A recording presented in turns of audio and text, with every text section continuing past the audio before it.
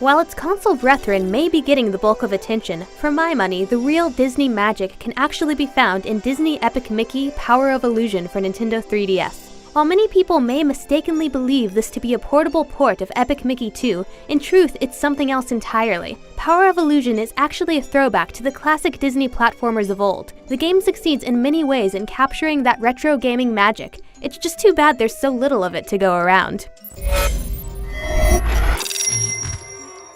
Gee! Oh no! What is this place? Presentation is absolutely Power of Illusion's greatest strength.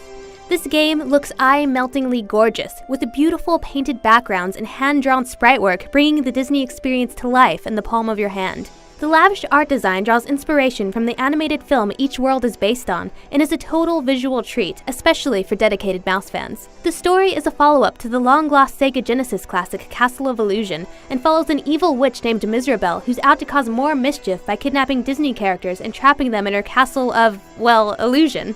It's pretty straightforward, but is a cool justification for bringing together all of these characters into one game.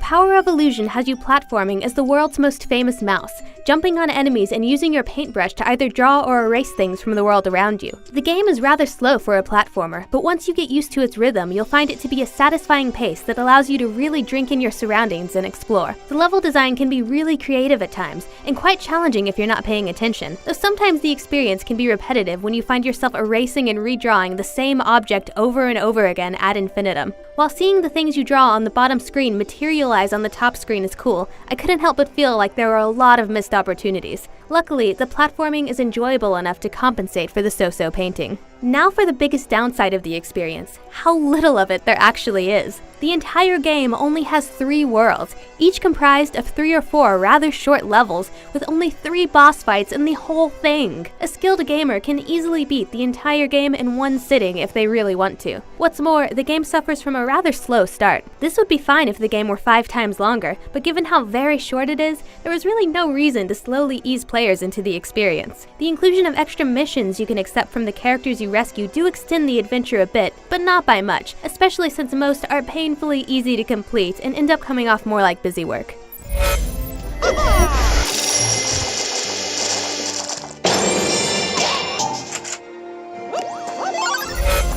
While I was shocked and disappointed by how little content there was in Epic Mickey Power of Illusion, the content that is there had me completely enchanted. In truth, I replayed the game immediately upon finishing because I simply wanted more.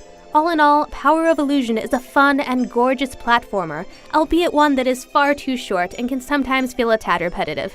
Flaws aside, it's still a delightful game that is totally worth playing, as long as you're comfortable buying a full retail game with the amount of content of a download title. For more on Epic Mickey, stay tuned to IGN.